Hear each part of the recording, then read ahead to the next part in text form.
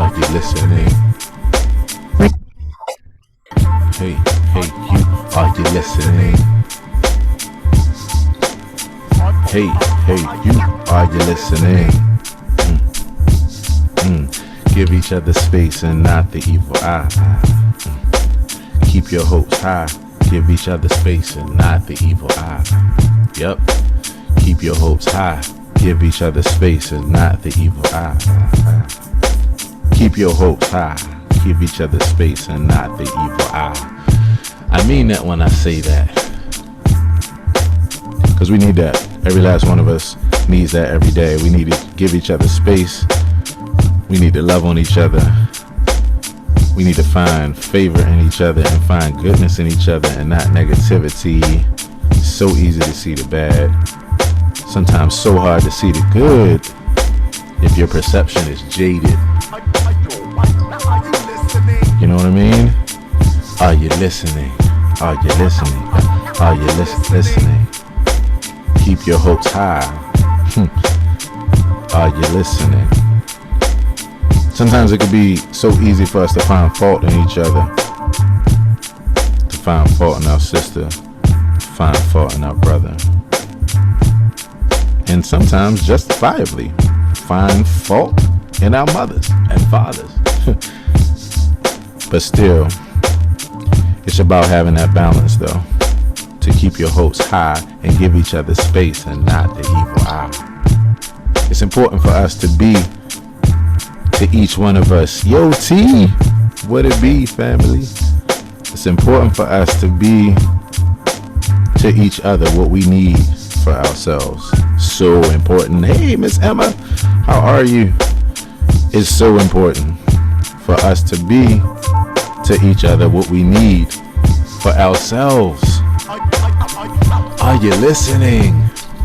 My daughter Aria asked me, she asked me a couple months ago, she was like, Dad, how is it possible for you to just be so kind to people no matter what they give you, no matter how they approach you, whether they give you something or not? And I was like, well, baby girl, first of all, who are your parents? They're some emotionally intelligent people. And then after I finished brushing off my my shoulders and giving props to her mother, I was like, you know what? That was actually a pretty amazing question. How do I give people so much, even if they're not giving me what I would really want them to give me? And I looked at her, and those beautiful brown eyes. And I said, baby girl, the way that I'm able to do that is the fact that all I'm really doing is giving people the same thing that I myself need. It's the same thing that I need them to give to me as well. I need people to give me patience. I need people to give me kindness. I need people to give me respect. I need people to give me a minute to get myself together. When I'm not listening. When I'm not listening. I just need them to be there for me. So it reminds me, because I look at each person and I say, you know what? Same as me. Same as me. Same as me. And that's really what it is. We're mirror reflections of each other. And so with that, I want to say what's up to a few of my mirror reflections. T, Miss Emma, and the family hanging over here with me on FB. In fact, I'm about to navigate myself there now. I'm looking at one profile, but it doesn't show me who's actually there with me. So if you're listening right now, I just want to say hey to you. It's kind of funny because if you look at the time, I almost didn't make it to still be able to call this a morning show. At about 10 minutes to 12. But as always, like I say, opportunity over obligation. So any opportunity that I get a chance to talk to my good peoples like Circa and Meyer and Leah and LT and Felicia, just all the people that hang out here day to day, there's always that opportunity. So I'm excited today because You all know I've been on the power of a magnetic personality kick for a minute. And so by a minute, I mean like over the last like 2 weeks. We've been looking at that. I've been looking for articles. I've been looking at videos. I've been pulling up all kinds of information, just continuing to study and to learn better myself, while I also learn others as well. And I just learned about the power of what it means to be geomagnetic. What does it mean to be geomagnetic?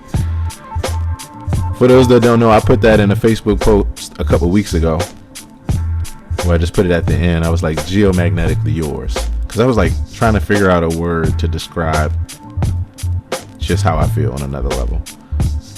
So I looked it up, learned what it meant as far as space. I'm a space junkie, science junkie. And then I also started to learn what it meant as far as just thinking about what it means to have a magnetic personality. And that became the new topic of discussion. I found a few articles and they listed a number of traits. So within those traits, what I wanted to do was to take each trait and to be able to go down just that rabbit hole, just to be able to focus on that one trait for a bit. So that led to the rabbit hole of authenticity, what it means to be authentic, what it means to be real and to be honest and to be transparent. It also led down the rabbit hole of what it means to be self-confident. And so the next one that was on that list was sense of humor. Now the funny thing is, I always say, I'm a full-time musician and, entrepreneur and that kind of thing, but I'm an even more full-time fool. I'm an absolute fool. Like unapologetically though, So that would be my favorite subject. So I was going to go there next, because that's the next topic.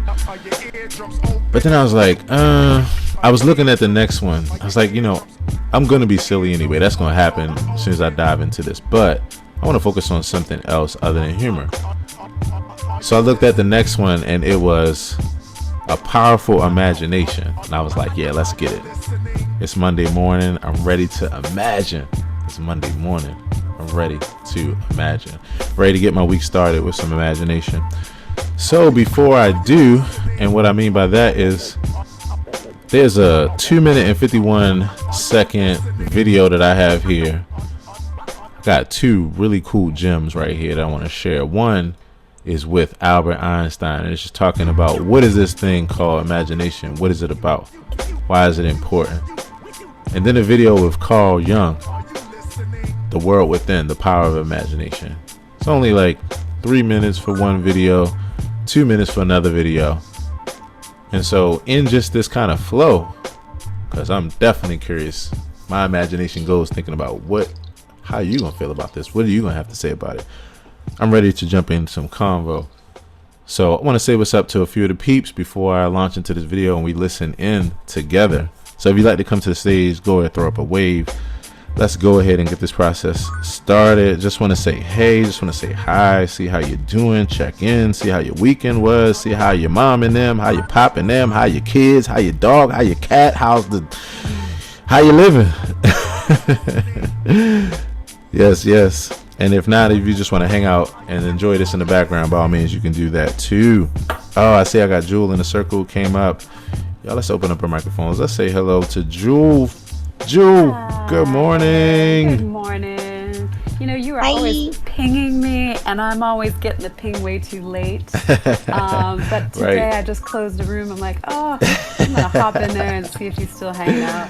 Yes. I always just feel better when I hop into your room, even if it's for a short moment. Wow. You just put the goodness out there in the world, and I really appreciate you.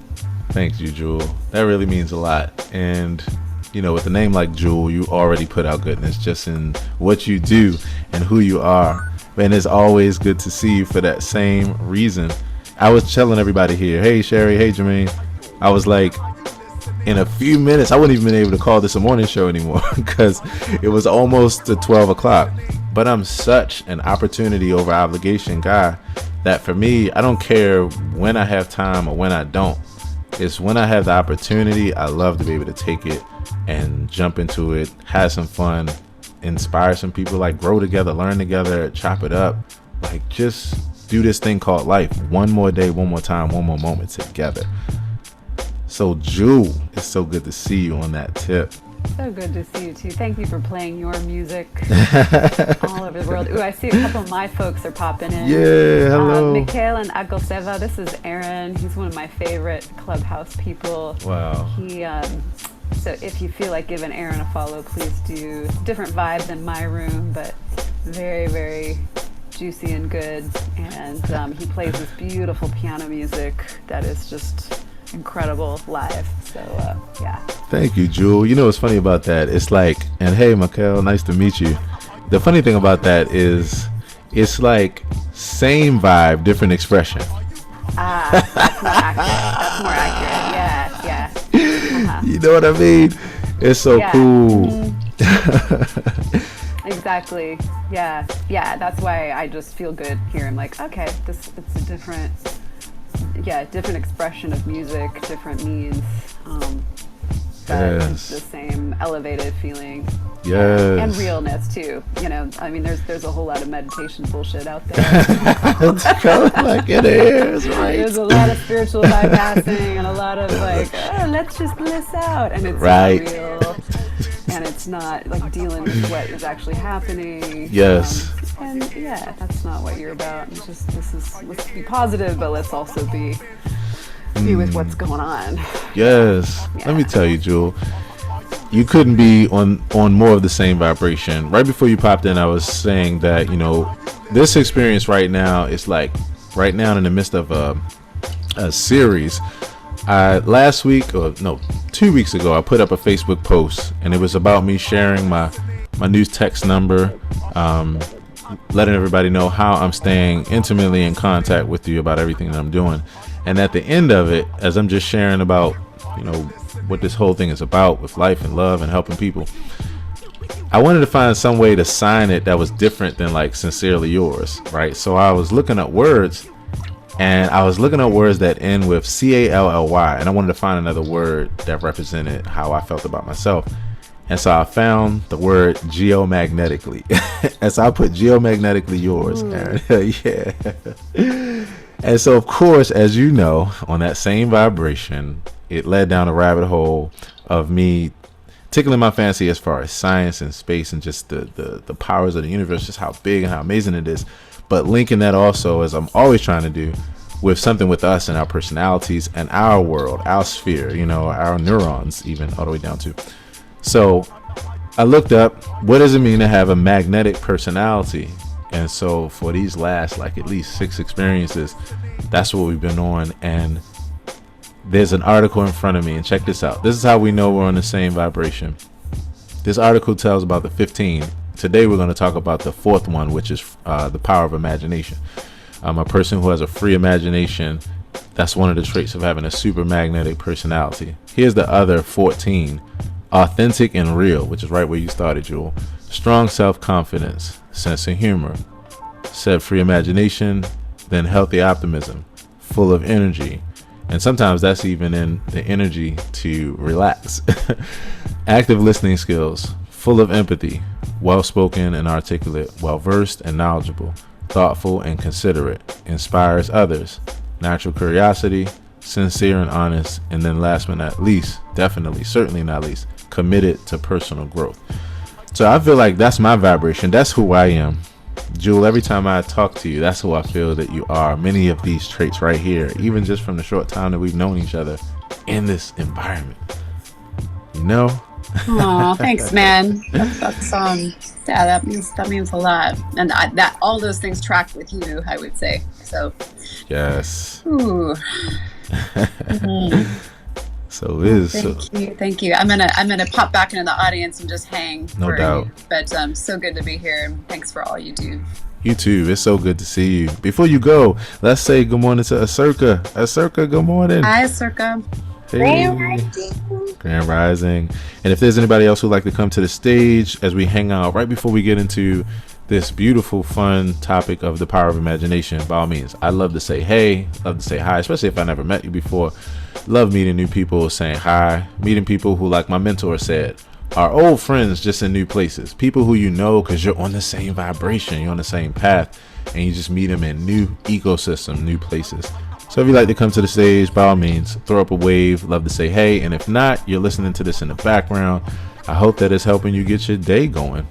So, Acirca, what's happening? What's happening? Everything.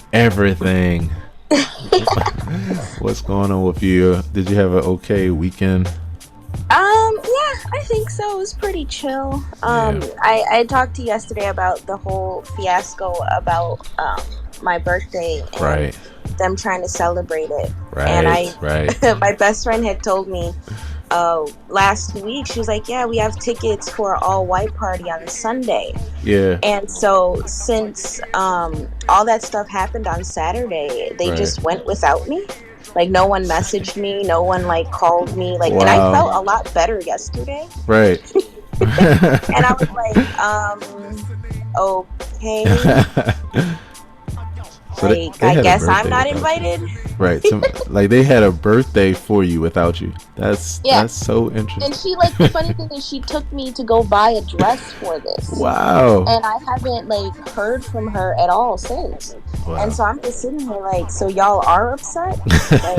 Like y'all are mad, huh? Y'all are really mad that I was not feeling well. Like, and so I'm like, well, it's not up to me to reach out to them. Right. To be like, well, y'all hurt my feelings and y'all did, like, no. Like, right. So, you know, yeah. You know, unless it like means something to you that much to be like, okay, I need you to understand how you made me feel. I was just talking to someone about this the other day. It was just like, you know, they had experienced something here on Clubhouse where someone, you know, and they've been trying to support this person. This was a Clubhouse thing, you know, and of course this is just real life. And it's just like they were supporting a person. They were trying to actually come to a space, be a part of a community because of the value that they were seeing it for and appreciating it. But the person was very like pushy, very, very just dismissive and all these kind of things. So essentially they just were, the person called them out in a negative way in front of everyone. And it was off. So this person wrote something to express to them how they felt. And they sent it, then they unsent it. And they were like, I don't really even know if I care to have a conversation. You know, do you think I should? And I'm like, well, it just depends on where you are with it. Depends on what you need from it. Like, do you need that person to understand so that you can mend something and go forward? Or, hey, do you need them not to? And if they understand on their own. You're over it. So, you know. Yeah, that's the thing is where I'm like, I don't know what to do about it because like so my best friend had a 29th birthday last year and it was her golden birthday. And I went all out. Like, I got her a tiara, a sash. Like, I bought a whole bunch of fancy decorations, did the most, right? Spent a whole bunch of money. And her girlfriend at the time had rented out a whole mansion for her, paid $5,000, okay? Wow.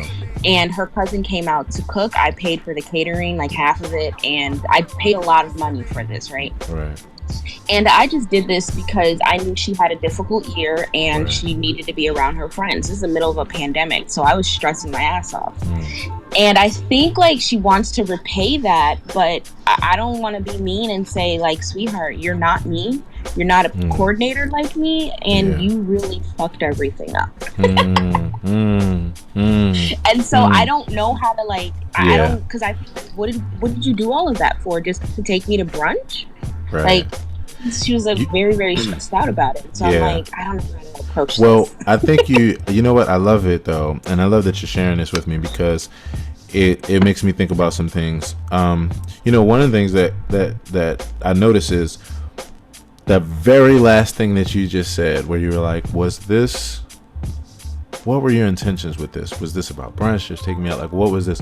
I think that's actually starting to peer into some possibilities as far as how you could approach it.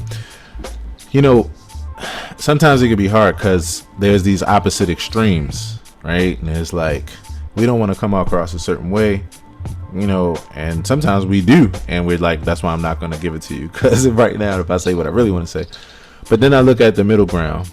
You know, one thing that you really could do, and I think you could apply this here and even with your friends, I think in this case, I think it's really checking in an even keel place, a centered and grounded place where you're just like, hey, I just want to check in and see what your intentions were from this. Like, just because this is how it came across to me, or this is how it wind up, and I don't want there to be any like we can move past this, but in order to do that though, we got to see where we were both coming from, because sometimes when you do that, then the person can be able to tell their intentions. Then what you can do from there is be able to separate intentions from outcomes. You know what I mean? Sometimes the way things, the outcome and the way that they pan out can make like it'd be like fucking this just, it doesn't matter, this shit was fucked up. But when you're able to at least discuss intentions, then sometimes it does allow for a person to say, oh, now I don't take that personally because I didn't realize that you didn't mean that way, or you weren't thinking that, or what you were really trying to do is this, and now I see that as, oh, you were just trying to handle this the best way you can, whatever. I think that's a key right there. At least that's what has helped me, and that's what, you know, and me just like studying communication, all that kind of stuff, I think really helps. I think it's really checking in that way. That way you don't have to come across a certain way that you don't want to and risk, you know, or not risk, but like worry about the person taking it the wrong way or whatever, or vice versa. It could possibly be that middle ground. And of course, that's still based on if you actually care, because some people are just like, I'm over it, I'm done, I don't need anything else. I think relationships are better than not having them. So to me, it's always best to check in with intentions, at least to see if it's sort outable. And then if it's not, then, you know, just like, all right, well, it is what it is. I definitely agree. It's just going to be really hard because my best friend isn't the type that communicates. Like, she will just not say anything, and that's it. Like, because we were supposed to be like going to the gym and whatnot this week. I still haven't heard from her. Like, right. And I'm just like, I don't know what you want me to do. So I agree with the intention thing. I just really need to figure out how to get her to communicate. That's what I was going to ask you. I have one, I guess, last question for you, and then, you know, I'll leave it alone for you. But if you say to her, hey, I'm interested in, you know, hey, I want to have a convo or whatever. Like, if you even reached out to her, are you saying that like she might just literally not even call you back, or are you saying she just might not be the person that usually initiates communication? Kind of like a little bit of both. Okay. Because when I had explained to her that I was like, yeah, I'm gonna do my best, I'm gonna, you know, try and come to the event on Saturday, she didn't respond. And then she went and talked in the group chat and was like, well, she's saying this and she's saying that. Boom. And I realized that throughout this whole process, she never really came to me to talk to me about anything. And kind of got all of her information from like my other friends, when she's literally has been the longest friend of mine in general. So I'm like, why would you go to them for anything? Why would you talk to them when I was like crying my little eyes out? Why would you call them to come talk to me? Well, like, it's like you're like avoiding me. There's something there. There's something there that she has as a hesitancy or fear or something like that. So here's the last thing I'll say, and I think this, you could do this and then you could wash your hands of it. That way you put in effort, but at the same time you're not attached to it, but you put something out there to where if it's going to work out, here's how it may. So one of the best things to do when a person doesn't want to communicate or can't hear you is to give them what either their intention were or caring about like how it panned out for them. Because sometimes people aren't interested in communicating because they feel like their point or their side of things is just not even gonna be heard for whatever reason. And whether it is or it's not, sometimes that can hold a person back. So I would say something like, hey, and I don't know all the details, but just phrasing, I'd be like, hey, you know, I can imagine you're disappointed about blah blah blah blah blah, because, and maybe if you think about our intention, maybe it's because you wanted to spend time with me, you know, and I know that's important to you or whatever. And then I'd say like, you know, things kind of went this way. I love to catch up with you about it because I care about our friendship, I care about, you know, blah blah blah. And boom, I just want to, like, we're cool, like I want to be able to stay connected, whatever. And then, and so give me a holler when you're available, when you're convenient. And then with that, then you literally send that message and you wash your hands of it from there. And then that way, the ball is in her court, and you at least showed her that you care about how she feels. So, and you care also about your relationship, but you're leaving it there to say, if you don't want to contact me, that's cool. If you do, I just want you to know I'm open. That's the way I would say to do it. And then that way you can leave it at that. Now you have that balance. You've done something, but you don't have to stay attached to it, because then it leaves it in her court. If she wants it, then that means that's good for you both. If she doesn't, then that means it's good for you both that she doesn't choose it, because she wasn't going to be your friend in the long run anyway. Yeah, that sounds like a really good plan. Cool. I'm thinking about it though, but thank you. Yeah, you're welcome. You're welcome. Other than that, it's just so good to see you. We had a great time yesterday here in the 5M experience. For those that weren't with me yesterday, 5M on Sundays, I do a 5M experience: music, mindfulness, meditation, music, movement, meditation, mindfulness, and mantra. It's an experience where I chop it up about something dealing with self-care, and we go from there. And yesterday was just a great conversation. So yeah, okay, I want to do a quick refresh, and then I want to hang out and let's talk about this imagination deal, see where it takes us today. If there's anyone else who'd like to come to the stage, I want to say hey again to Jermaine. Thank you so much for hanging out. Much love. I appreciate you. I want to say hello to Michael again, and then to MRMAD. I'm not sure how you pronounce it, but I hope that did a service to be able to acknowledge you. I'm following everyone, and I always send a thank you message in your Instagram DM, so if you have that available, you can expect that in a few. Just a thank you, and I hope that you're enjoying yourself. If you'd like to come to the stage, by all means, you can throw up a wave. I'll let us say hey before we jump into this imagination deal. And if not, hey, Aaron, I want to just say MRMAD, who I also don't know how to pronounce, but they hang out in our room often. Nice. And Mikhail is in Brazil. Nice. So Mikhail, you may want to come up and say hi to Aaron. Aaron's a great human. I just see he's been hanging out this whole time. So just wanted to give you a formal introduction. Yes. And yeah. No doubt. I appreciate that, Jewel. And thank you, Mikhail, and again, everyone else for hanging out. All right. So what I'm going to do now is, this is a dual experience. So you get to we get to not only just hang out here and chop it up, but I'm also on Facebook. In fact, let me go over to my Facebook family and say, hey, so to everyone that's with me on Facebook, let me see, where are you? Let me scroll down. All right, here we go. Lavesta Peggy Jackson Crute says, see you tonight at Terra Cafe. Smiles. I can't wait to see you. Lavesta, I can't wait to see you. Okay, for everyone, I'm excited about this because every Monday, if you're in the Baltimore or the surrounding DMV area, I'm at Terra Cafe for the session. It's the Monday night jam session with Clarence Ward III. It's amazing. I'm in the house band. It is like the Harlem Renaissance reborn. If you're in Baltimore, it's the best thing since the Sportsman's Lounge. And that's not just my own words, but that's also from Robert Shaheed of 88.9 Morgan State. I'm just saying, it's amazing.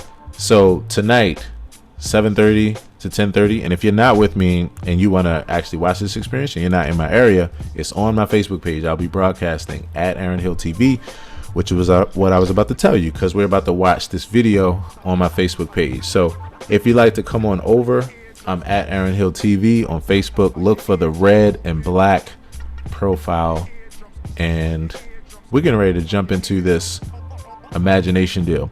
The first thing I'm going to play is something that's by it's a quote by Albert Einstein, and right before that, I'm actually going to switch the vibe. All right, so that was Jay Dilla, Are You Listening? This is one of my other favorite Jay Dilla tracks, Nag Champa. Always a cool vibe. All right, so if you're with me on Facebook, I'm about to share my screen. We're about to watch. It's only 2 minutes long, so if you don't have that much time, I promise you it will not be long. And it's What is the Power of Imagination? All right, here we go. I hope you enjoy.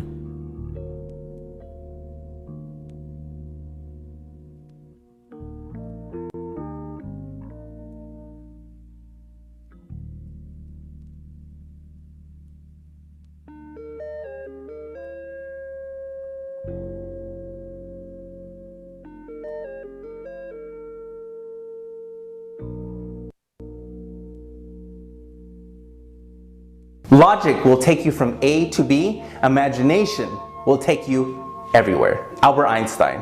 When I grew up, my mom always told me, go to school, get good grades, and get a good job. And I'm very confident, very secure that a lot of us that's watching this video right now, you've been told the same thing. Look, he got me going already. Just that first line alone. I gotta rewind that. That's amazing. Gotta take that from the top, because that statement right there. So if you're looking at my screen, it says logic will get you from A to B. Imagination will take you everywhere. That's the Einstein quote. Logic will get you from A to B. Imagination will take you everywhere. Logic will take you from A to B. Imagination will take you everywhere. Albert Einstein. When I grew up, my mom always told me, go to school, get good grades, and get a good job. And I'm very confident, very secure that a lot of us that's watching this video right now, you've been told the same thing from your parents, or maybe you as a parent tell your kids that, just because that's the logical way to do it. If you go to school and you get good grades, you can get a good job and you can work for someone, make a great living for yourself. And that's what we do as life. And we meet a significant other, maybe pop out some kids if that's your thing. And that's what life is. And when I met my mentor when I was 19 years old, he's the one that really developed the imagination that James Hsu had. And if you're watching this video right now, you feel that you don't have a lot of ambition, if you feel that maybe your imagination is lacking, if you feel that that's not you, I want to be the guy that tells you that if you want it to be you, it can be you. I feel that everyone that's watching this video right now has imagination. Sometimes you just need someone to maybe plop it out of you. And if you don't feel that you lack in the imagination department, I always recommend have a mentor in your life. Have someone that you can talk to on at least once a week basis, that you can just talk to them about what you're doing, where you are, where do you want to go, and all the things that you want to create in your life, all the things you want to do with your life. Someone that you can be accountable to that can watch over you. Because if I listened to my mom and only did the logic side, I would have a fine life, just like I believe anyone can have a fine life. But I wanted more. I wanted to be able to take these things that I thought of and make them become a reality. And that absolutely can't happen if you allow your imagination to take over, if you allow your imagination to be a part of your life, if you allow your imagination to take you from where you are to where you want to go. Thanks for viewing, everyone. Don't forget to like and share this video. So that one right there for me, you know, I mean, he covered so much in that time, and there's so much with imagination that for me resonates with that. There's another video that I have here as well, and this is by Carl Jung, and this is called The World Within. Right before I go there though, if there's anything that resonated with you about what you just heard there, by all means, I want to open up the floor for a quick second, because there's 3 parts we're going to do here. One is that clip, the other is this Carl Jung clip, and then I have an article here that's called The Power of Imagination. And if you see this image on my screen right now with the woman, she's got a pair of glasses on and she's got a third lens that's in the middle, that's over the middle of her forehead. And for many of you all, you know what that means. They're talking about third eye deal. So we're going to talk about this right here, and this is the power of imagination.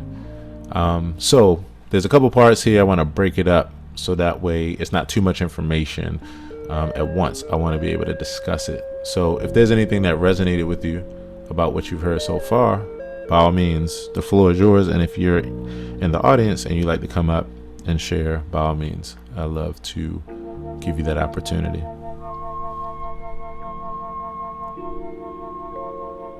I also want to take a quick second to say hello to Robbie. Thanks so much for hanging out. All right, let's jump into this. Carl Jung. This is like, I have a lot of people where I really enjoy their perspective, enjoy hearing them. Let's check out what Carl Jung has to say about it.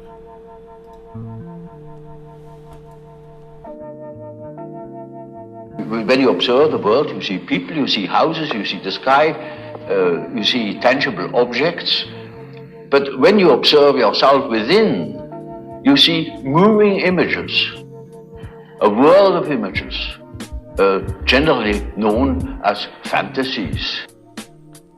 Yet these fantasies are facts. It is a fact that a man has such and such a fantasy. And it is such a tangible fact, for instance, that when a man has a certain fantasy, another man may lose his life. Or a bridge is built. These houses were all fantasies. Everything you do here, all of houses, everything was fantasy to begin with. The realm of ideas. And fantasy has a proper reality. No. That is not to be forgotten. Fantasy is not nothing. It is, of course, not a tangible object, but it is a fact nevertheless. It is, say, a form of energy. A form of energy. Despite the fact we can't measure it. Despite the it fact is a manifestation. It's a form of energy despite the fact that we can't measure it in traditional terms. Love it. It is, say, a form of energy. Despite the fact we can't measure it. It is a manifestation of something. A manifestation of something. And that is a reality. That is just a reality as, for instance, the peace treaty of Versailles or something like that. It is no more. You can't show it. But it has been a fact. Yep. And so the psychical events are facts, are realities. And when you observe the stream of images within, you observe an aspect of the world within. And so, you see, the man who is going by the external world, by the influences of the external world, say society or perceptions, sense perceptions, thinks that he is more valid, because this is valid, this is real.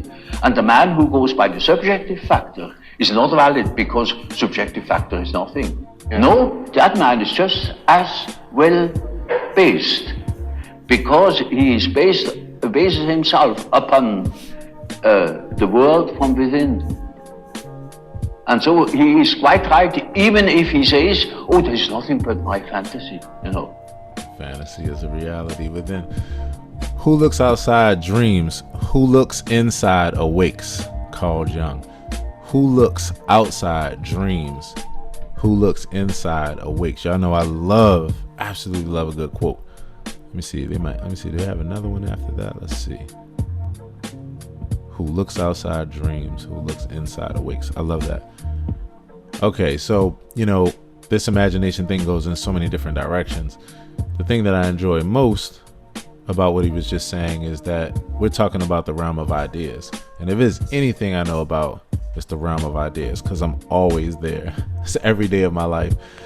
My life is just one big continuation of what idea does Aaron have today?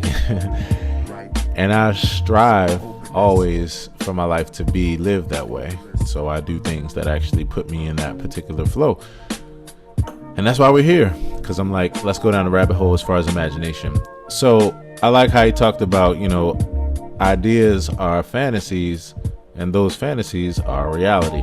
Now, the funny thing is that, there's a line, because some fantasies with certain people, we don't want them to think that it's a reality because that shit has terrible effects. And then other ones, we're like, dream on. It's just what it is. It's the yin and the yang of the equation. Can't have one without the other because it's just what it means to have an imagination. So it is interesting, but from the positive side of things, or the benefits, it really is a fascinating thing. It's like the fact that you can imagine something that's not right there present. So for instance, many of you all know I had something recent with a piano that was looking like it was coming into my life, which I later found out was a scam. But that very thing in that event has now brought a piano to my imagination. So now I'm about to manifest the piano when I wasn't even thinking about one prior to this period in my life.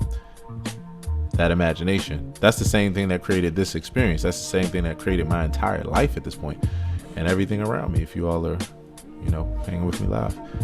So imagination is a very powerful thing. Before we go into this other article that I have that I'm excited about reading, I want to open up this conversation. What has this resonated for you when it comes to imagination? How do you see imagination? How do you use it? How do you develop it? Like, what been said so far? How has that resonated with you? So yeah, I think if anybody else wants to talk, y'all can. You got it. You can go ahead and kick it off for us. I love it. I just wanted to say, this is so awesome because, I was literally thinking about this morning, and it was just a random thought of, is anything actually impossible, or is anything actually possible? Like, which one is actually true? Like, you know. And when you or think is like it which adding one? like, Is it which one? Is it? I said, or is it which one? Maybe it's both and. right? It's just very interesting because like people, I realize a lot of people put a lot of boundaries on themselves and they're not using their imagination. Right. And it's more of like, this is the only way this problem can be solved. And like, and I think I told one of my friends, I was like, hey, like, you know, if you want to get a new job, then like, yeah, let's find you a new job. Like, what do you want? Right. And he was like, well, I mean, just a job. And I'm like, well, like, do you want to like your job? Do you want to like the your coworkers? And Good question. Like, I guess.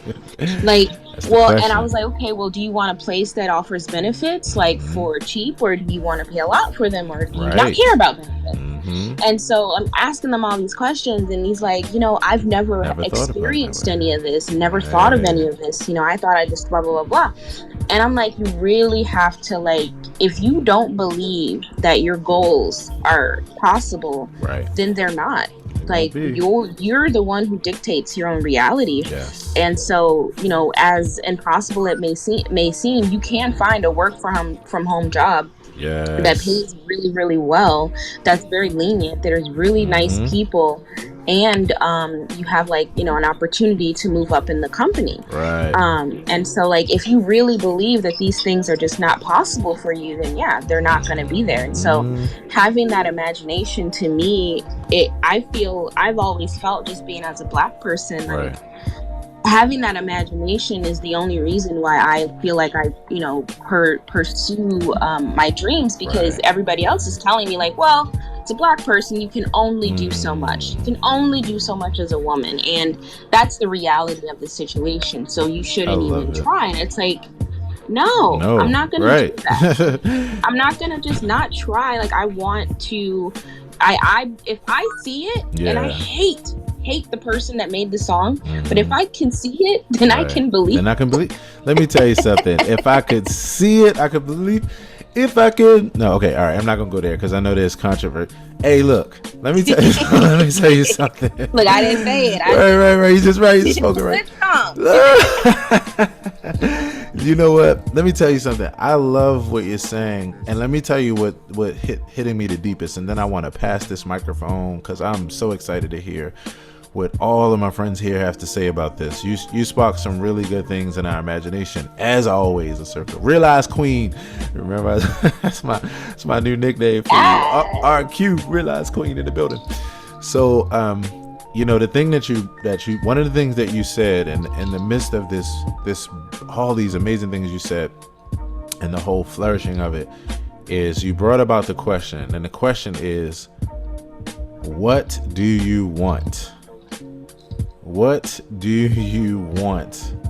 Because that right there is the foundational question to really go down this path so that you can shape this reality in the way that you desire. You know, there's some things you can't control. Some things, no matter how much you want to shape, the shit won't be shaped because that's just not what it is. But in the things that you can shape, having the wisdom to know the things that you can change, that question is what leads. Because if you don't answer that question, then you're just gonna get anything. You know, I love how you opened this up. Okay, I said I was gonna stop talking. Let's pass the mic. Robbie K. First of all, let's say good morning to Robbie. Good day, Robbie. Good day. Grand rising, Robbie. Grand rising. Hey, Robbie. Yeah. And do you know Robbie, don't you? Have you guys played together? Or? Yeah, we met and we played in your last experience together. Okay, just want to make sure you all know. Yes. Not only do I know Robbie, I immediately fell in love with her gift that day. I was like, oh my goodness. And I'm still laughing from the laughter that she initiated in her piece that day. That's right. It is still echoing to this day. Hey, Robbie.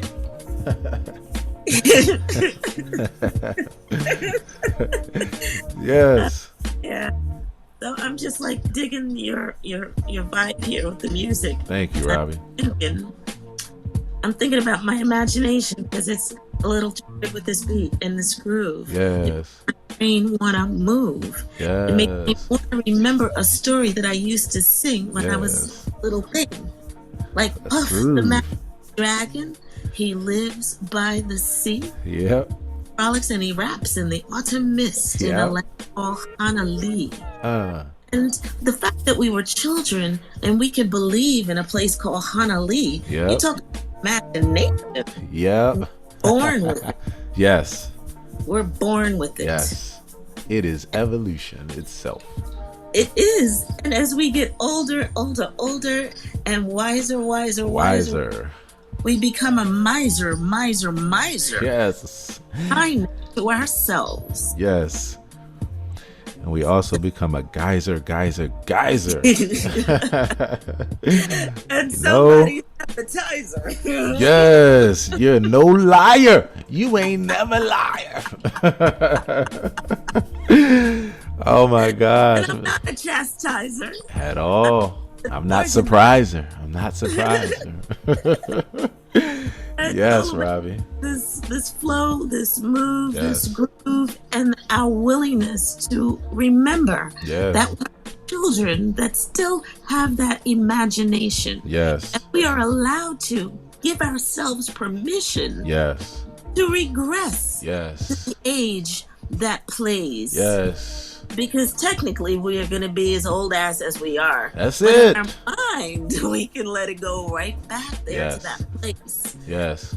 Memory of the laughter, the memory of the joy that we shared today feels like yesterday or today. That's it.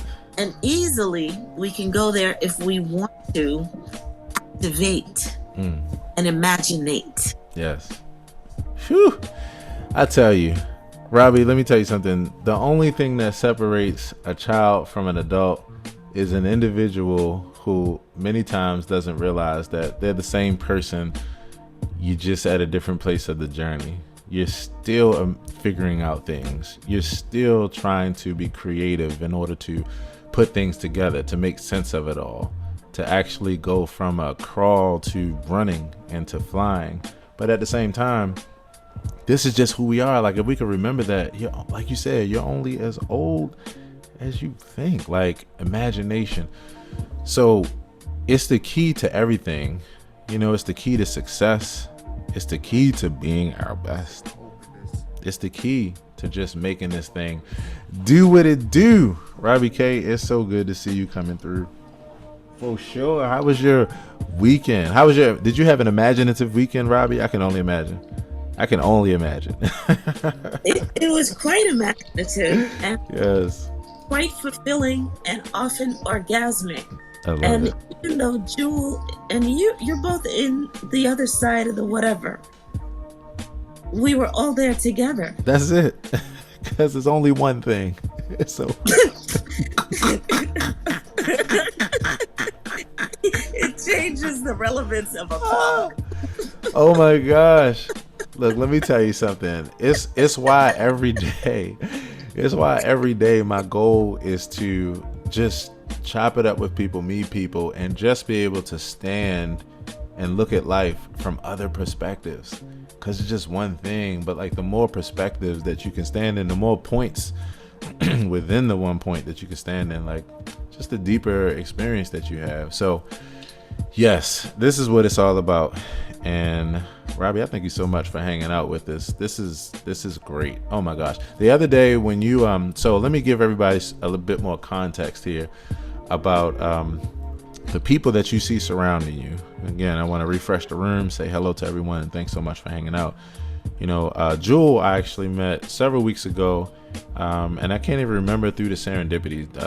Jewel will probably remember, and then it'll come back to memory. Yeah. Well, it was my friend Josh was hosting audio helping people with audio room, right. just out of the kindness of his heart. And I was hosting it in my club, right? So more people would see it, and it was the kind of thing where I was like, okay, you have the stage, but I've got shit to do. Right. Yeah, I cannot be hanging on Clubhouse all day. But then all these awesome people hopped in the room, and I got, of course, sucked into the conversation. And like 3 hours later, I'd made all these new friends, and Aaron had popped into the room, who's also an expert on audio, but you came just to add your knowledge to the conversation, which was so kind. And that's how we all met. And then I was like, oh, you play music. You should play in a sounding session. Yes. So you so graciously shared with our rooms a couple of times. And I guess the last time Robbie was on stage too. And Robbie, I know in real life. She used to be here in New York City. Oh, nice. And we have made much merriment and music together. And she's now out in Oregon, but we've been together on Clubhouse quite a bit. So that's the story. Oh man, I love it. And thank you so much for bringing all that back to memory. It was one of those rare occasions where I'm traveling out here in these Clubhouse streets with intention, as always. And that was to find, intimate space and good people, and just to meet, some new people. I always love taking the opportunity to do this for that reason. And so we wound up making music together and improvising together. And then in the last experience that I was a part of with Jules' experience, I met Robbie K and was honored to hear her gift as she shared, and then I shared. And so here's the funny thing. I love improvisation. I love spontaneity. So before we get out of this experience, and I'll check in with you, Robbie, to see what your flow is like today. I would love, actually, I planned on doing, a little musical interlude at some point in this experience around imagination. Robbie, I would love to imagine with you in an improvisational way here shortly for a few minutes, if you are available or open to that.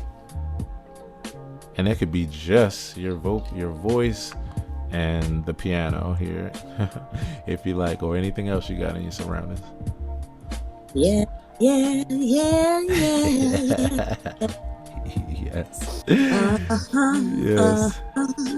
Yes. Yes. We're going to talk some good stuff. We're going to converse musically, have a conversation about imagination within some of the most imaginative thing you could do, which is to just share in verbal words and in music. So we're going to do that shortly.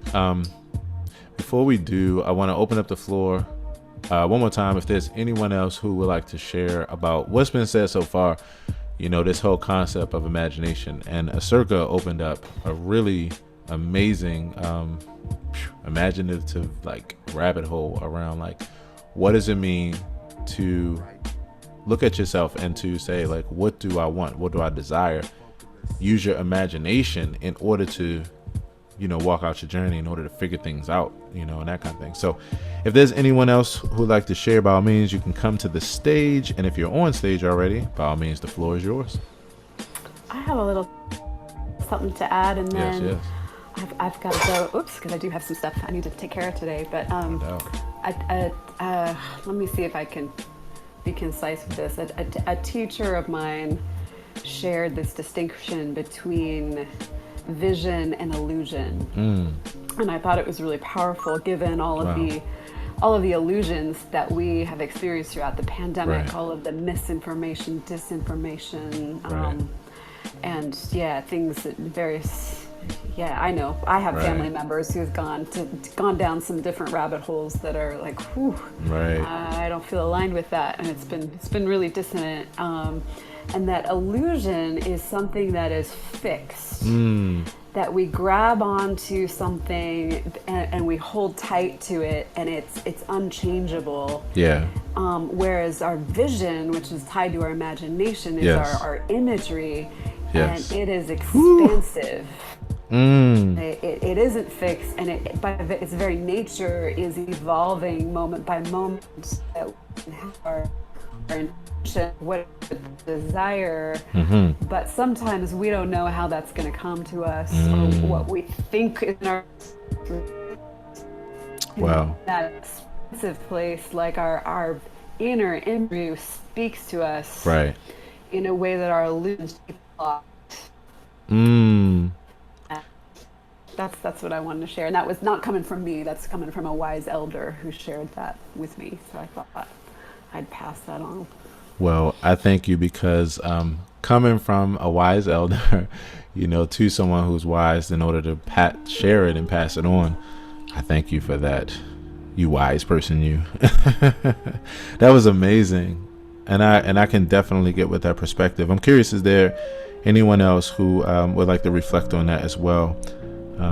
Such a good power of imagination conversation.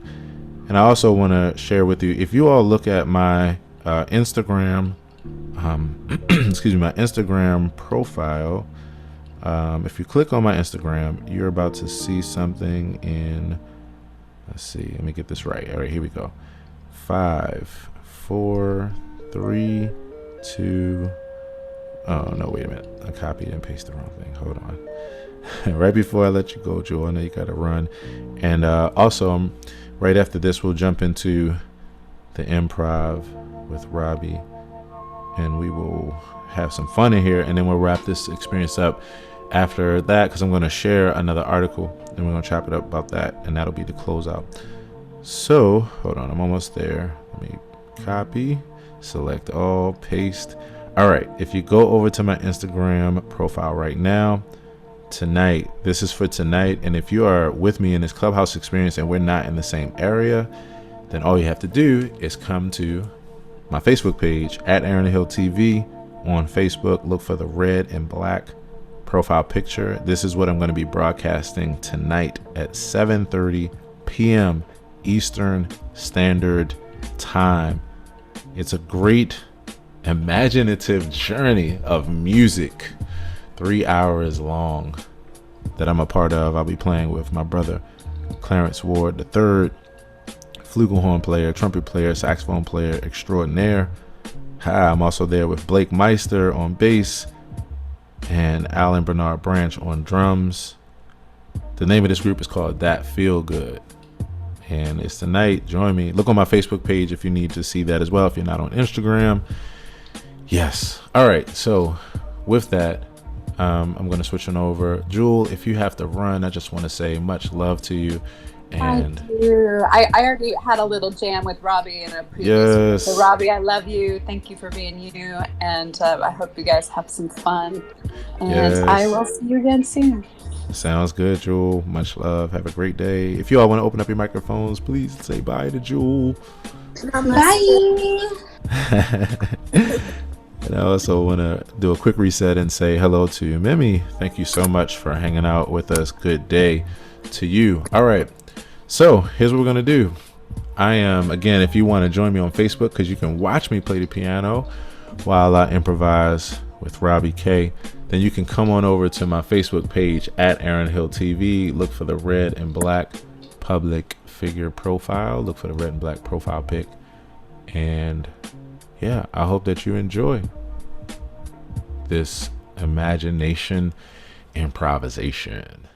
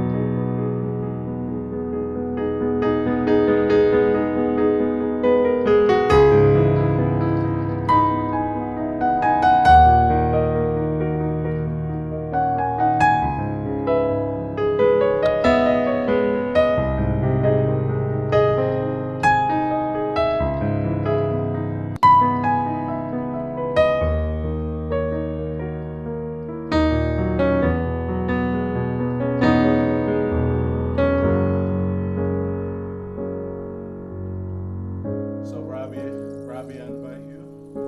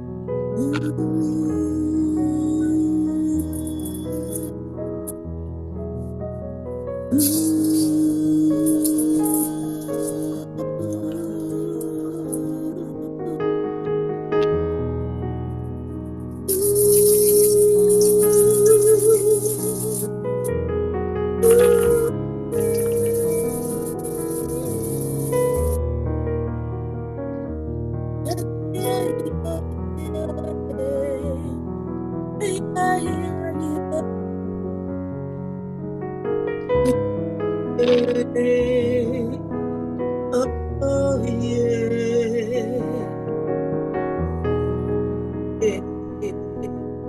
Oh yeah.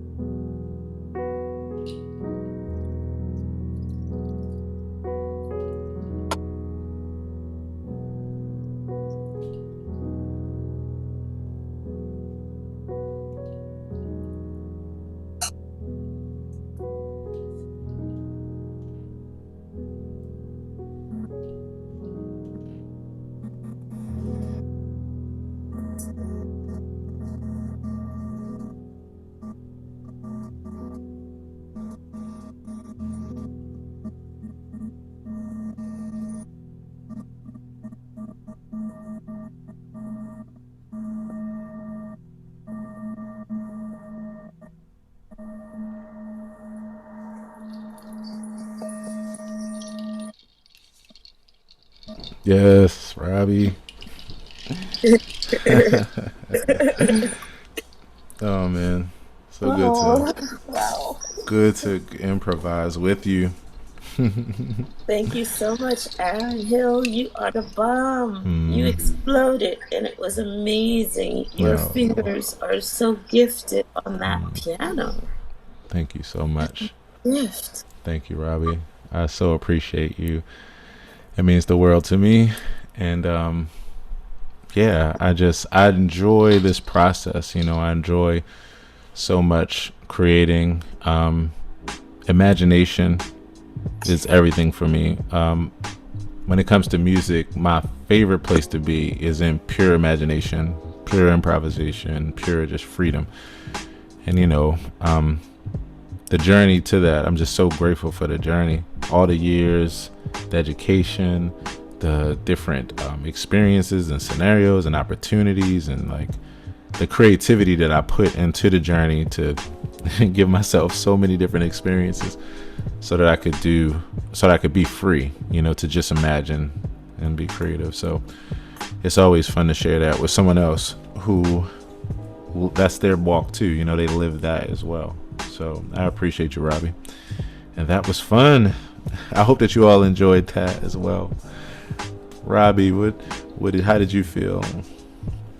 Oh, that was very comfortable. You know, it was a nice conversation with you. Yes.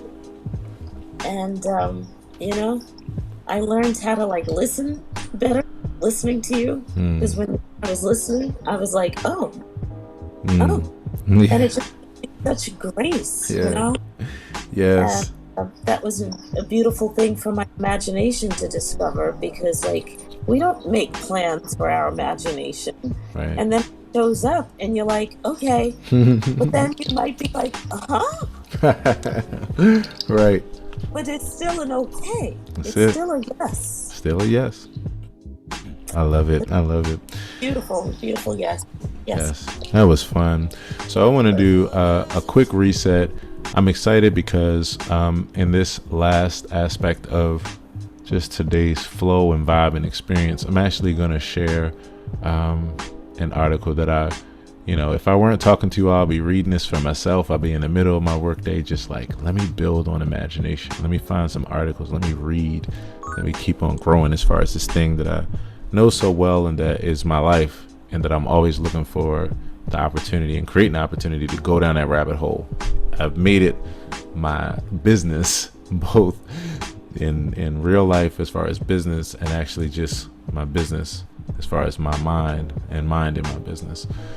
So right before we do that, I'm going to share The Power of Imagination article. And again, if you'd like to join me on Facebook, I want to show y'all this image again, because this is a beautiful image right here. Whoever this artist was, it's a woman. She has these glasses on that has this third eye piece, these beautiful colors. She is amazing. Yeah, so coming over with me on Facebook. And I also want to say hello to Eunice. Hey, Eunice and Mimi. Thanks so much for hanging out. If anybody would like to come to the stage, even if it's just to say hey or to share some thoughts that may have resonated for you within this space, by all means, I'm going to take a second to allow you to do that. And then I'm going to take this last 30 minutes and dive into the power of imagination. Sweet. All right. So we listened to Carl Jung. This beginning of this Albert Einstein was one that I really like. Logic will get you from A to B. Imagination will take you everywhere. And then, let's see if I can find this. Okay, here we go. The Carl Jung quote was, "Who looks outside dreams.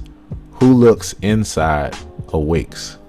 I'm gonna remember that y'all know I love a good quote. So all right, here we go. The power of imagination. And then when we wrap up this, like I said, going to open up the floor. Would love to hear your imagination on what's being shared here. And yeah, we're going to keep this imaginative flow going. So imagination is more important than knowledge.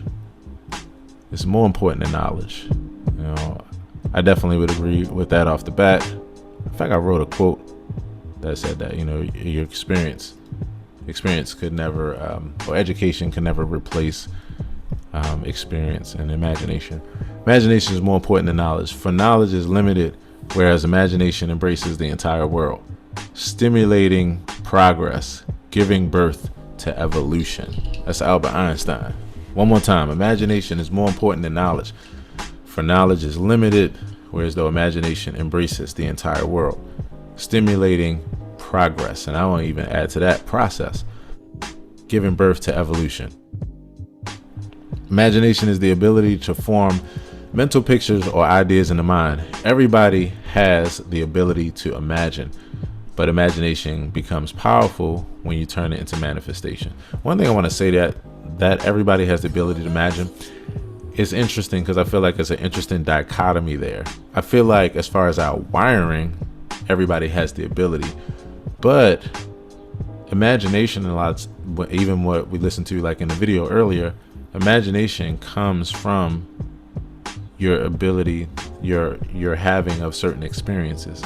So to some degree, it's almost like arguably a person who's never experienced love before doesn't know how to love. Like, they have the tools inside of them built there, but if they're left dormant, or if they haven't been unlocked, or they haven't been tapped into, then arguably they don't have the ability. This is why this kind of space, and any space that I walk on the face of this earth, why I try to do exactly what you all experience right here, because I really believe that the greatest example is by seeing it play out, seeing it in other people, see people love each other, see people treat each other good, talk about emotional intelligence, like have expressions, so that way it could be brought to your realization. So imagination is the ability to form mental pictures, ideas. Every material thing that was created by humans was first imagined. Creation begins in the mind before it becomes physical. The inventor of the car imagined it before inventing it. The inventor of the internet imagined it before inventing it. The inventors of the airplane imagined it before inventing it. The inventor of the mobile phone imagined it before inventing it, etc. Imagination is the beginning of creation. You can create most of the things that you can imagine. Mental pictures and ideas should be used to make an impact. They exist for a purpose. Nevertheless, people use their imaginations for different purposes. Some use it to invent, some use it to set up a business, solve problems, help others, some to even do evil, etc. The mind has an eye that can see what doesn't exist in the world, actually. What you see physically can be seen by others, but what you imagine cannot be seen by others but you, because it is in your mind. However, there are two kinds of imaginations: positive imagination and negative imagination. All right, this ought to be interesting, because very seldom do I deal in like black and whites, and positive and negative can be, because it's subjective, it can be a black and white thing. So let's see where it goes. Positive imagination. So this person says, in the best way possible, to own it from the beginning, I define positive imagination as the ability to imagine the things you desire. And this is E.B. Kevin, by the way. And this is something you should do regularly. So the ability to imagine the things you desire. You should imagine everything you desire. The beautiful part of imagination is that you can actually form any picture or idea you want in your mind. If you want a car, then you should imagine the car brand you want, the color, the model, the specific date you want it, and imagine yourself driving that car. If you want a house, you should create it in your mind. Oh my gosh, Aaron, I have a lot to say about this, but I can't wait until you finish because Lord Jesus. All right, I'll tell you what. Let me read the last sentence of this to complete that thought, and then definitely jump in. All right, so the last part is, if you want a house, you should create in your mind, imagine how you want it to be designed, the location, the year you want the house to be built or bought. Imagine yourself living in the house. And then here's the last couple. If you want a job, you should imagine yourself with the dream job and working. If you want to marry, you should imagine yourself finding a partner, blah, blah, blah, and getting married. All right, go ahead, Circa. What you feeling? Okay, so my problem is when people say to imagine like the car model you want and the house that you want and the family and life, that you box yourself in and you're not actually using your imagination. Like, because what I tell people is because what they're actually talking about is trying to manifest and succeed in goals, which does have something to do with imagination. But when you're trying to like succeed in goals and manifest and things like that, one of the biggest things is to look for opportunities that don't look like they could possibly ever help you, or that have nothing to do with that. So like you say, when you say opportunity over obligation, that's when your imagination is expanded, because you can meet somebody who seems to be homeless, and you're maybe on the verge of homelessness, and you're like, you know what, I'm not going to ask them for anything, because according to my perception and imagination, I couldn't imagine that person could ever help me in anything. And so I think when people do that, they box themselves in. And I agree with you totally about the, putting things in a dichotomy. Like, there are positive and negative things, but when we think about imagination, like, does that mean that children that imagine monsters and cool stuff, does that mean that they want that, or is it that they just think it's cool? Like, sometimes it's just like sometimes it's just art, and art isn't not everything has a purpose for like goals and things like that. 100%. In fact, none of it does until it just gets into our minds, and then we put it into a particular direction. Let me tell you this. I love what you're sharing. Okay, you started off talking about that if you imagine this, like you said, the house, the car, you want these things, then you're boxing yourself in. And I understand what you mean by that. Here's what I want to give you. I think what it really is, to take your thought and then to take another side of the coin and add it to it, to, I believe, make a whole. What it really is, you just don't want to limit yourself to that. You do have to start with where you are, because in order for you to get to the next step, you have to start with where you are and try to at least achieve that.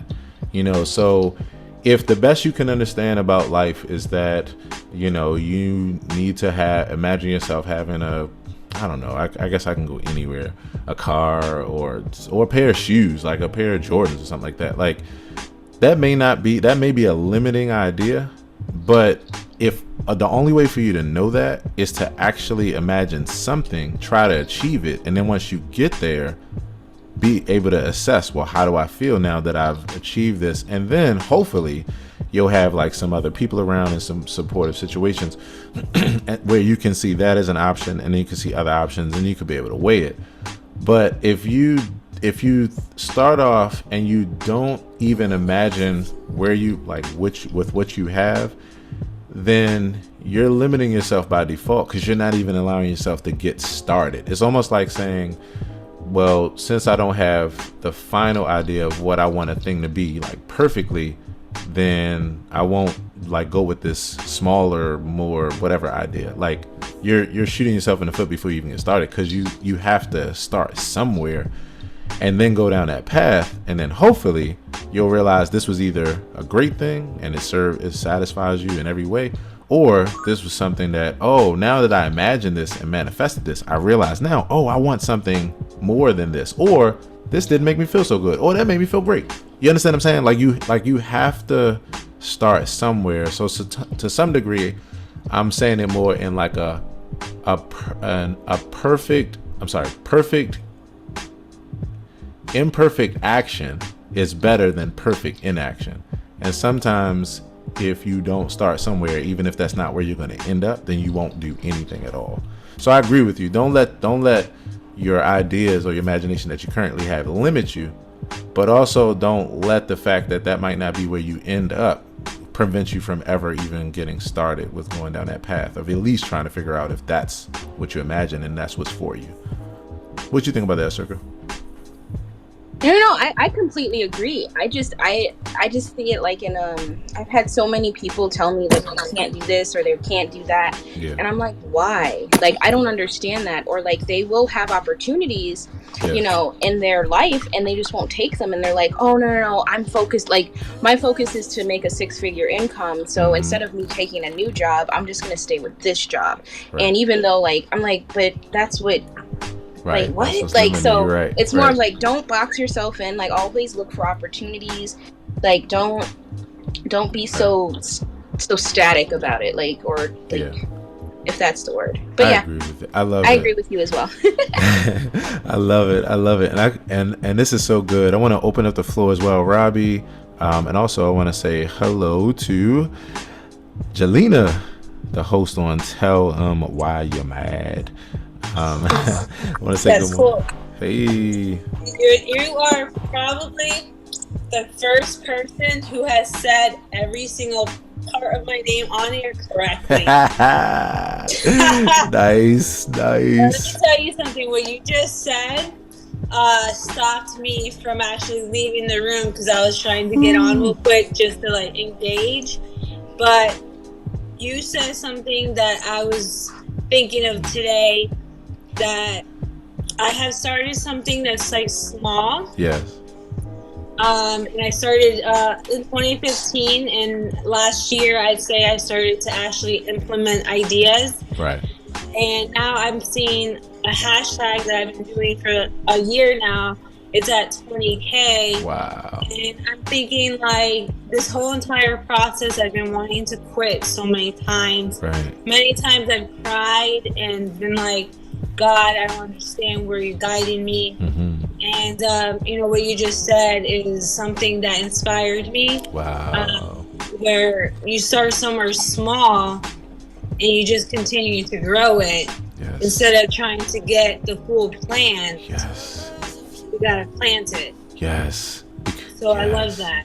Oh my goodness. And I so love, Jelena, I so love that you decided to share that and you decided to stay for a few more minutes, because number one, that's my whole reason for existence. Like, I make it my purpose, I make it my duty to just be that. And it really reinforces the point, which is it's like you are where you are, which is why hopefully you're in an environment where it could either be greater than or equal to, and in many ways greater than, so you can grow, right? But it is just that. It is literally that if you don't start with where you are, even if it's not where you're gonna be in the end, or maybe you don't know if that's exactly what you want or whatever, if you don't start, then you just won't start. And then what you'll get is this mindset of like, there's a goal that I'm trying to reach and I won't start until like I can reach exactly that. And many times it'll be the very thing that leads to disappointment and failure, because what will happen will be, it will go from you wanting something to that goal being so unreachable or whatever, that's the reason why you aren't doing what you're doing. And then it becomes an excuse, like I would if that. But it's really just us sometimes either psyching ourselves out because of fear, or this is where I give the greater, like I give the benefit of the doubt, or that's been our experience. Like for many people, The reason why their idea is I can only have this income or I can only do this is because that's what it was for maybe their parents or their caretakers, or maybe they didn't have anybody else in their experience to say, hey, look, here's another way it can be done. That's the reason why I believe the greatest thing possible is for people who have experienced something to have conversations or to live out loud in a way where other people who have never experienced it themselves can see the possibilities, to then say, oh, wow, so it can be done that way. Or if this person did it, wow, I want those same desires. Oh, if they did it, I can do it. But if you the opportunity, just meet you. True. Thank you. You too. No doubt. Wow. If there's anything else you'd like to share, imagination and creative. And last relationship gave it a sense of what will happen in the end if I just continue trading with it. I love that. And as the process has, I've been told by my parents daily, physically, mentally abused, I'd say. Wow. You know, like I'm wasting my time. I shouldn't. I have an imagination that I shouldn't use because, like you had stated in one sentence that you said, as an older person who has a business and they were successful in it, they're supposed to pass down things to us to learn from, mentor us, and instead of bashing or whatever. And I could have quit a long time ago. But I kept going, and I keep going, even with the days I want to stop. And my favorite thing that I'm doing is I'm standing in front of a 60K platform now, and I get to pass motivation and inspiration to people. And meeting somebody like you, in my eyes, is almost like God told me to be in this room, to listen to this very moment. I love it. For a reason. I absolutely love it. No matter who your God is, you know what I'm saying? Oh yeah, life. This is life. It's just life. I don't care if you think. I don't care if you think the fish is God. I believe in that too. You know. This is just the life. This is just what happens in life, right? And this is what we know. Like, this is the life we're living. And it's like, you either know that and you use your imagination and intention to like work with that, or you're just not aware of it. That's it. Definitely. And I think too, what helps is being positive. Always being positive within, no matter what someone says to you, find the smallest things to cherish and turn it into a positive. Because if you look around, there's blue in the sky, there's green on the grass. Those colors represent something, and they do something to your mind. So we can just cherish every single thing you see. So in any bad situation you see, all you gotta do is look at the sky and look at the colors and say, wow, you know? Use your imagination and use what you know. I thank you so much for sharing that. And for everybody that's sharing here so far, you know, we listened to something earlier with Carl Jung, and he was talking about the world within, the power of imagination. You know, there's your imagination reflects a lot of what you have experienced. This is why if you haven't experienced certain things, you can't imagine it. So like a circa, even coming back to what you said earlier, it's wide. And it just so happens, here's the thing, I realize this from my own experience. Sometimes it's not even that you have to imagine that thing, right? Like, say, like a 6-figure income. It might not be that, but you might have imagined success in a particular way from leaning into what you like the most, or making a particular decision for another reason, which resembles like the success of a 6-figure income, which allows you to know you can make a 6-figure income. But it's not because you've ever made it, it's because you had some other thing in life that gave you the reference point for that level or that type of success. And it's just one of those things. It's one of those things. And this is the reason why education and exposure is so important. Because if you take a human being And if you do not expose them to certain things or educate them on certain things, they can't make certain choices. They don't know that those are even possibilities, or even are aware of what it means to make that choice, and the pros and the cons and the ins and the outs of it. Like, they don't have a point of reference. And so that's why I, as someone, especially as a humanist, I look at things like, I give us the benefit of the doubt when it comes to us learning and growing. I don't think that we can simply say things like, just do this, just change your mind, just do this. It's like, yo, do you understand what it takes actually to have a different perspective? It takes a number of things together. It takes things like a situation where you have supportive people. It takes like having certain opportunities, or it takes like being in certain environments where you can at least have the ability to have a contrast and compare and contrast in a healthy way, where you don't fucking die in the midst of it. Like, it takes things, and I'm just like, let's create as many different spaces where it has those ingredients, so that way that's how we help each other out. That's how you create a safe space for people to learn and grow and be able to make up those differences or those experiences that they don't have. I want to do a quick refresh. Again, we're talking about the power of imagination. If there's anyone who's in the audience who would like to come up to the stage, by all means, I'd love for you to share. Oh, let me also tell you all what the Facebook family has been saying. Sylvia says, life is an adventure meant to live and enjoy, meant to be lived and enjoyed. Emma, who was double dipping here with us in both experiences, says, our imaginations are always at work, always in all caps. Sometimes you think you can, sometimes you think you can't. Both are true projections. I love that. Jasmine Wintour, aka Circa, gave up the celebratory hats. I want my party hat back on Clubhouse. Like, I'm enjoying the I remember that imaginative phase when I was just imagining the possibilities. And Sherry, who's double dipping with us here, says, hey. Okay, so I want to finish reading the last part of this. It's about another, I would say, like 3 to 5 minute read. And it was in the midst of this idea that this author, E.B. Kevin, was talking about with the power of imagination, positive imagination as he defines it, and negative imagination. So I'm curious to see what else he has to say. So here we go. I'm gonna zip through it, and then we'll have some tie up loose end thoughts, and we'll take this and let it be the pouring into our imaginative day and week. So while I'm doing this, also, the foundation for this experience for me when I started it in December was literally, hi, I'm your accountability partner.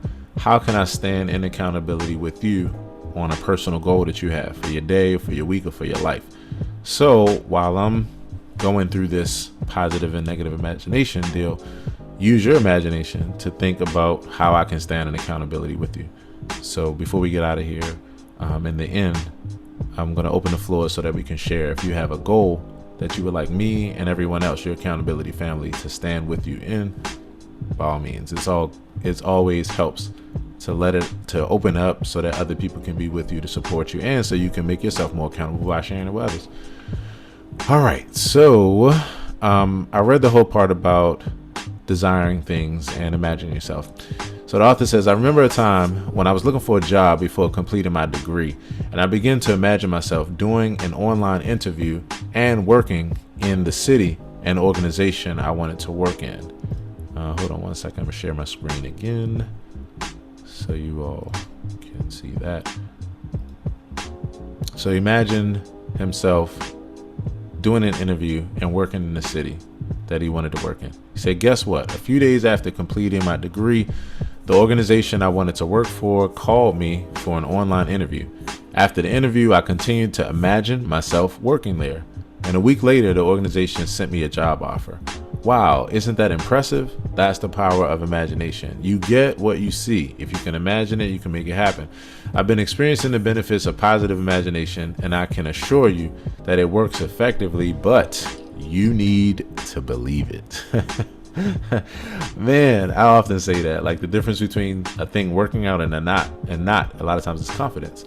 Anytime I desire something, I imagine myself having it first, and I get it in real life. It doesn't happen overnight, though. If you imagine yourself owning a house, do not expect to own the following day.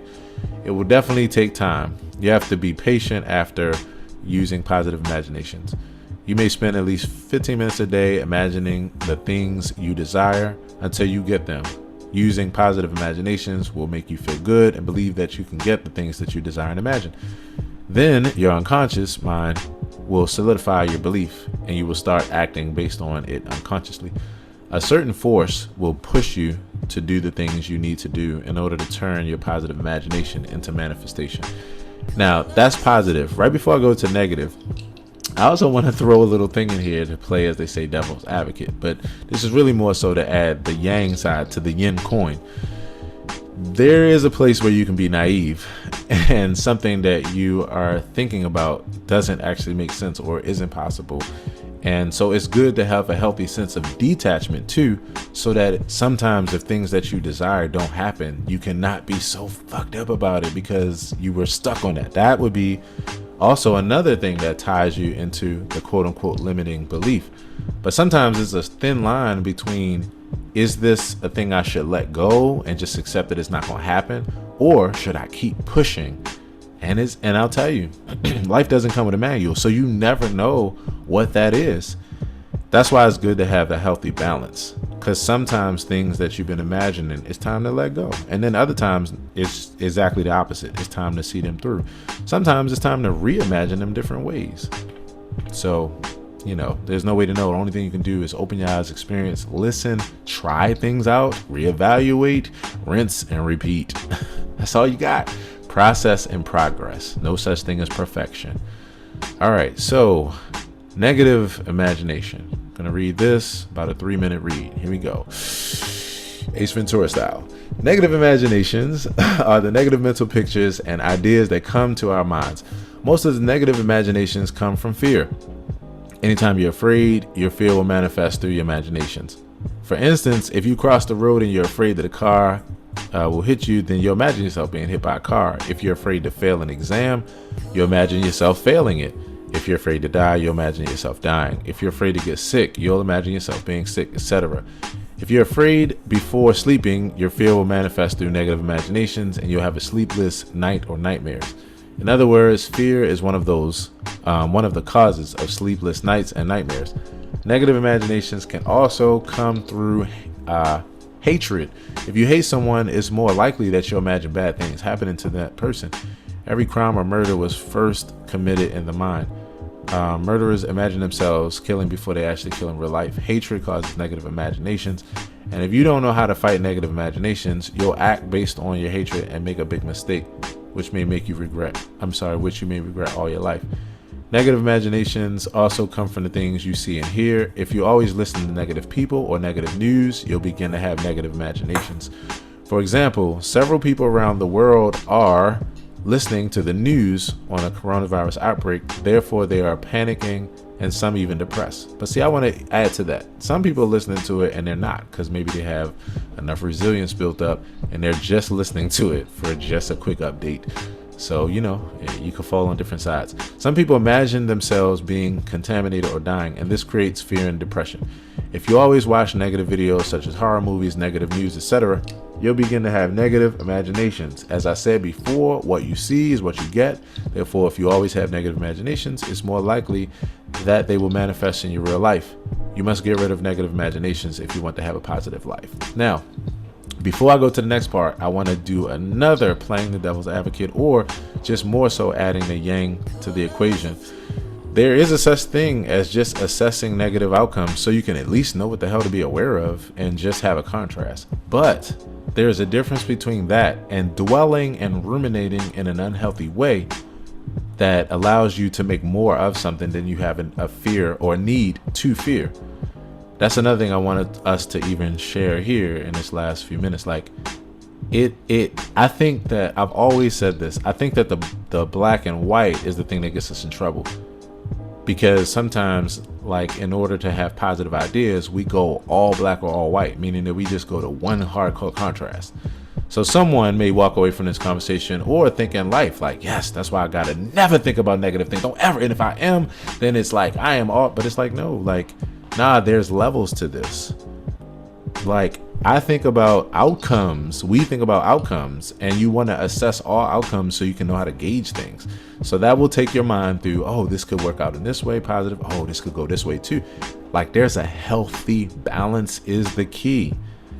So the main thing is not to ruminate. Now, I want to even go further out on a limb to say I believe this for negative and positive things. I believe that we can sometimes be so focused on certain positive outcomes that we can become overly attached and not keep ourselves grounded and centered. And then our peace comes from only those positive outcomes, always working out and always just continuing to evolve and be new things. And then when they aren't, then we have a hard time with acceptance, because we've told ourselves that the only way you know that life is going the way that we can have peace is by things always working out and always working out in a positive way. Hey, that's a great thing until it makes us optimistic to the point of naivete or delusion or denial. Don't be optimistic or don't be driven in that way to the point of denial. All right. Now, with that, there's 7 ways that this author says to fight negative imagination, and then we're done. This is about 60 seconds. It says you should fight negative imagination with positive affirmations. For instance, if you see yourself dying, declare that you will live long. If you see yourself being ill, declare that you can never be ill. All right, I'm gonna tell you, I disagree with that totally. Totally. Look, I'm over here thinking like, what in the totally. Even though, and that's why I love that you jumped out, and I love reading stuff that I disagree with too, because it's not that I totally disagree where I don't think that is, again, that's why balance is the key. If you see yourself dying, telling yourself, no, I'm not going to die. Sometimes that it, like, if you get on a damn roller coaster and you're thinking, I'm going to die. Like, now, if you look at the odds, chances are you probably aren't. If you get into an airplane, chances are you probably aren't. If you really do the stats, you realize that there's more of a chance of something else happening than you getting in a, airplane. Like, but the thing is, there is a naivete difference between assessing something and saying, you know what, yes, I have reason to fear, but I can live as well. Like, I cannot die. There's a difference between that and declaring something that makes you so hooked on that when it happens, you don't know how to deal with it. Boom. So I'm glad you jumped out there, Circa. I'm so glad you jumped out there. Is there anything else you want to add to that? I know I jumped in. Oh no, you're fine. I was just don't think about it. Don't, if you feel like if you scared of dying. I'm with you. I'm not a black or white person.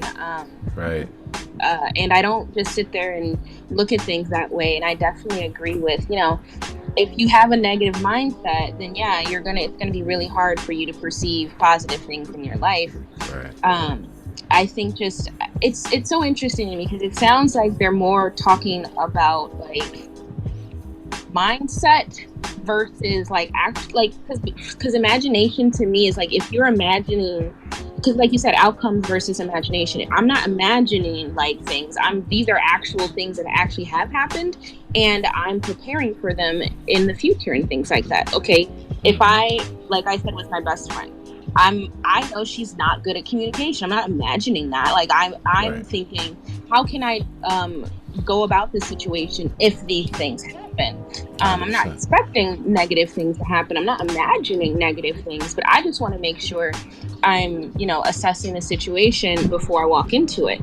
Yeah. Some of our fears are necessary. Like if I were to just approach her in any way, she could shut down. Just 100%. Like if you were to approach a tiger, he could attack you. That's he also could not. Like you could sit there and think like, oh, it's not going to attack me. And the tiger's like, bro, I haven't eaten in 4 days. And you are plus size. So let's just I love that you point that out. Let's just make something clear here so that way we can really fix this up. And I love that the first video I watched said that imagination comes from things that we have experienced. So let's bring that to the point of focus again, because this is so important to remember. The thing is, sometimes we feel the word imagination means dreaming up something that like, not only that you haven't experienced, but that you have no reason to fathom. Like, and it's a real fine line. This is the thing. Math, if you look at math, you can think of mathematical equations that are actually like true and real, but they can't actually happen in this type of reality that we're talking about, because there's a different way of speaking about it. Imagination is essentially that same thing. What it is we're pulling from something in our memory, even if we're combining together to equal new things or things that don't go together in that way. That's what dreams are. Excuse me, in many ways. And so, but I'm saying that to say that if we can understand that, here's the truth, Asirka. There's no way possible you cannot imagine. It's just a matter of when we are imagining, like when that person has treated you a particular way. So you have reason to think about a future and event and imagine that happening again, because it could happen. Then you get to the next step of the equation, where really is what we're pinpointing on, really makes the difference. How much are you imagining that and saying and thinking to yourself that that's the only way things can go? Or how much are you imagining that and just saying that's one of the possibilities? And then there's another step to the equation. Sometimes you have reason to believe that what you imagine, as far as the next time it will work out the same way, sometimes you have reason to believe that because that's how it's always worked out. It's just tough at times, because this serendipity thing means that sometimes you can feel that way and have good reason to believe it. And have good reason to believe it and be true. And then there are other times, just because it's serendipity, that it just so happened that time it just wasn't true. I just experienced this last night. I went to a show and I chose to sit in one seat the first time. And it was a split decision. It was either sit here or there. I chose one, and it led to be a great conversation with a person I didn't know, and all kinds of. A gig came out of it. I gigged with the woman's husband that weekend. It was everything. Last night I made a choice, same flip of the coin, and it wasn't so good. And I looked at the other choice that I could have made, and it was better. But there was no difference between each choice. No difference. It just, I looked at the people and I was like, I said hello. We had a great hello. And then they asked me something about this coronavirus thing. We had a slight disagreement that wasn't bad. It's just from that point on, they couldn't even bear to talk to me the rest of the night. And I didn't say anything negative. It's just that we just had a different viewpoint. If I chose the other choice, which was to sit in front of the stage, it would have been an incredible experience. But what I accepted was that in that moment, I just had to make a choice, and what I imagined, both imaginations were true. It's just that only one thing can be true in the moment, and that's just whatever reality is. So that's why it's so healthy and good to have a balance between saying, okay, I'm using my imagination. Is this something I have reason to believe? And if so, do I want to take a chance that this time it might not be true? What are the consequences if it isn't? Is it worth that risk? There's so many ways to think about it so that you allow your imagination to make you make a choice. But that's why I like talking about it in this nuanced kind of way, because it's just a deep and wide thing. I want to open up the floor. What do you have to say? Into the conversation. Yes. I have spent I want to just bring up the subject of childhood, being a child, having a brain that doesn't have a lot of information in it, yet all sorts of information in it. Yes. For the first 7 years. Right. We have no idea, but we have imagination. And we are allowed to be in that imagination by our environment, because everybody associates the smallness of our size with the newness of the attention and the way that all the senses are working. It's new. It's a new body. It's a new human being. So we either do one or two things around the age of 7. We either are surrounded by an environment that is supportive. Yep. Or we're not. Exactly. But we still have that imagination. We have the ability to imagine, I believe. Yes, we still have everything that we were born with. Yes. No one took anything from us. Yes. But as we get to 8, 9, 10, 11, we realize that we can leverage our experience by what we keep or give away. You know what, Robbie, you just hit me with something. I'm sorry, what you're saying and what I'm looking up right now, I think you're going to love this. And I think everybody here, I think this is going to be a huge thing. Okay, words don't have meanings. Words have usages. We're the ones that inject meaning into the words. We use them to communicate. Words are just utterances and sounds that sped up and combined in a particular way for us to communicate. We define them. They don't foundationally have meaning. Now, I'll say in my opinion, because I know there are different belief systems with that. But when I look at what a word is, if I do hello, like that was a vibration and I just, sped it up, blah, blah, blah. Here's why I'm mentioning this. When I look up imagination on Google, here's where I think the little dilemma is. If I look at the first definition that we have created for imagination in the middle of my Google results, the first thing it says, the faculty or action of forming a new idea. And then when I look to the right, it says in the short form, it says imagination is the ability to produce and stimulate novel objects, sensation, and ideas in the mind without any immediate input of the senses, right? And it says now the other one says the faculty or action of forming new ideas or images or concepts of external objects not present to the senses. The ability of the mind to be creative or resourceful, and the part of the mind that imagines things. So we're talking about two things here. The foundational faculty or the ability, which is not an action, it's just like the ingredients. And then we also add to it the actual action of those ingredients coming forward to form new ideas or what have you. I think that's what's so fascinating about this. So I'm in agreement with you so much. I study attachment theory and psychology. We're always studying about from age 1 to 7 and the supportive environment. When you don't, we don't. And I feel like you're saying, it really, I look at my own life, it really points to what are you exposed to? Like if remember the cave analogy for everyone here? If you're in a cave, then the truth of the matter is you can't actually imagine not being in a cave. Because that's not in my opinion, especially when you look at psychology closely, and when you look at just what it is, because you don't have a thing to be able to reference for what that even means. All you have and all you know is literally just where you are. Even though there are some other things that are in our DNA and in our just being, because we need it in order to survive. So you have a predisposition to just do that or go in that direction, just like other species. So it's interesting. I want to open up the floor. If there's anyone who's in the audience who would like to come up, by all means, I love to hear your imagination about this. And then after we finish this section, I'm going to read just this last part where it was the 7 ways. I'm going to read the 7 things that this author says, and then we'll have a good time wrapping up this imaginative experience.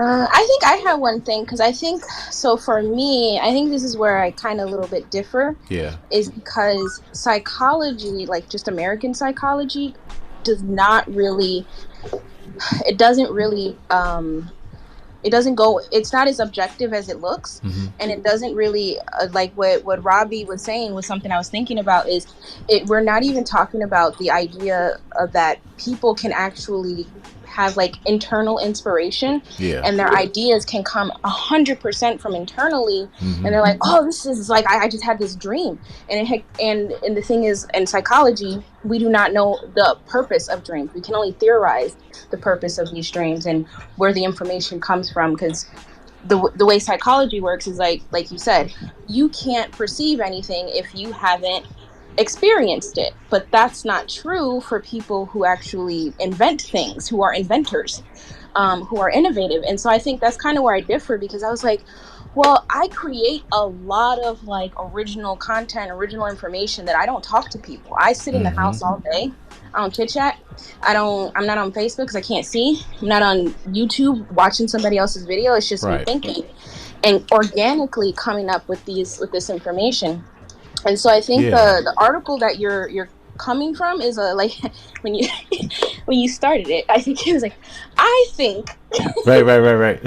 So it's like, yeah, your opinions are great, or ma'am or person, you know, your opinions are great, but I'm like, bro, like, kind of didn't really like investigate it the it's like not scientifically, but just as wholly as it should be, because just breaking things down into a negative and positive imagination. And I'm like, well, what about the people that just really like to just make stuff up, like literally, like, where did you get that information here's from? the What thing. made you think to do that? Yeah, you know, I agree. I'm totally with you. I think though that okay, so when I read this, even though I don't feel as like, oh, it's just this or that, like this author, I think it's more so how we look at it more so than what the author is saying, right? Because here's the thing. I don't look at psychology as one thing or another. I look at it as a process of us continuing to just understand who we are and how we think. And then some things we just don't know and won't know, because it's just, you got to maybe be on the other side of the glass, so to speak, to even understand it. I think it's, so I don't take the opinions of this author so much as like concrete, more than an aspect of the equation. So what I mean by that is this: I wouldn't say that a person can only imagine something that they've experienced it. I don't think it's that black and white. By experience, what I would be looking at more so is, okay, when you invent something, you might not have experienced the actual invention, but what is leading to making you say, here's a problem? Like, it would be experiences of maybe a problem, like, you need to do this, or you see we struggle with this, or maybe it was something else you saw that combined with that piece of fabric over here, and this person crying over here, and this wall that a car crashed into over here. Like, it's other experiences that may culminate to like equal a new experience, but essentially, like, it was something that like initiated that. So I think about music for that reason. Like, I was telling someone earlier that was struggling with like accepting a piece that they wrote, because they were like, yeah, but this came from a piece you wrote. And I'm like, yeah, but it's not the same thing, and you have to understand this as something new and unique that was bred from you experiencing this, and it equaling this like situation that you're in, that making you think this, making you play this on the piano, making you say, oh wow, I like that. Like, so I think that is more so, if we don't look at it as black and white, it's not so much like imagination only comes from something you exactly experienced, that was exactly that, not that, but imagination comes from experiences that then give you something to think about. And then if it's something in your mind that you haven't thought about before, then chances are there's something that's not that you experience that was a part of this thing that led you to this point. I think also, Aaron, I think it's an understanding that we need to have. That's exactly, I believe what it is. Yes. Continue. And for me, I had an understanding. I can reflect on it now in 2021, that I knew in the process of being born that I was making a choice to be born, because I knew that there would be music. I had no eyes, I had no hair, I was not born. Mm-hmm. I was a fetus, but I still had an understanding of who I was. I came here, born, been kind of musical all my life, and somewhere around 18, I made a choice that I liked being that person that I have been, and that if I could find a job, that I would stay there, and I would do that for my job. Love it. That was not something that most adults especially would say, yeah, do that. That's a great idea. But some others would, and me, and I'm one, and a circle probably would, and probably Jermaine, and probably and that's my point. You're right. It's not most. It's just, but this is what shows what's possible, right? When you're coming up, your community is your family that you're coming up, and around 18, you're about to leave your family. If you're lucky to be in a I'm about to say maybe. It depends on if your family is kicking you out or they realize that you should stay as long as possible so you can be part of the village so we can keep this thing going.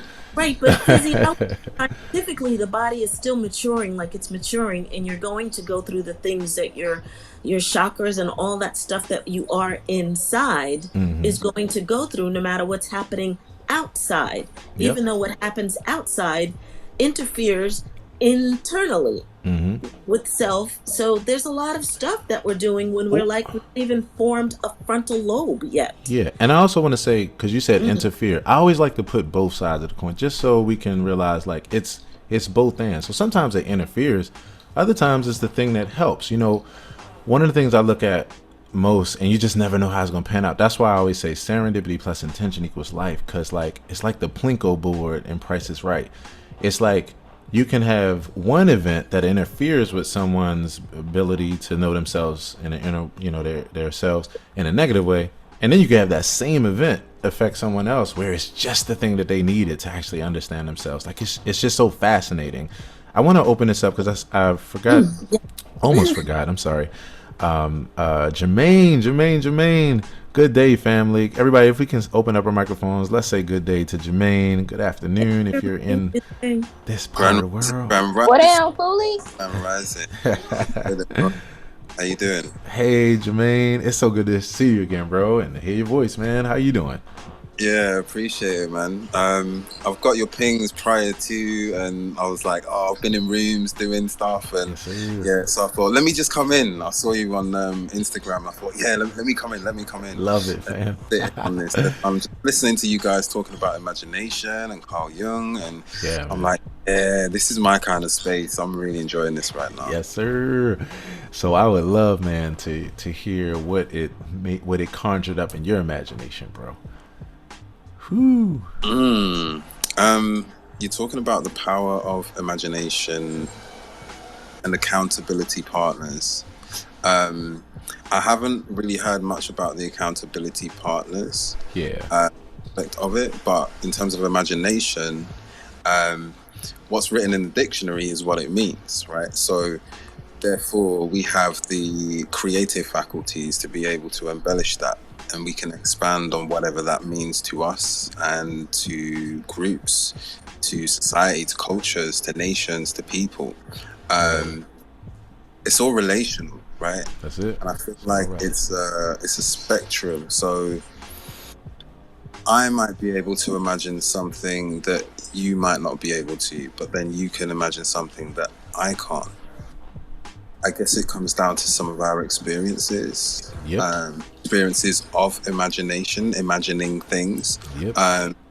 We don't necessarily have to have been through them directly, but that's what I'm saying. Ourselves, then we are a part of the collective consciousness. Therefore, we are able to tap into everything. Right. Dope, bro. That's it. Like that's. I'm loving what you guys are saying.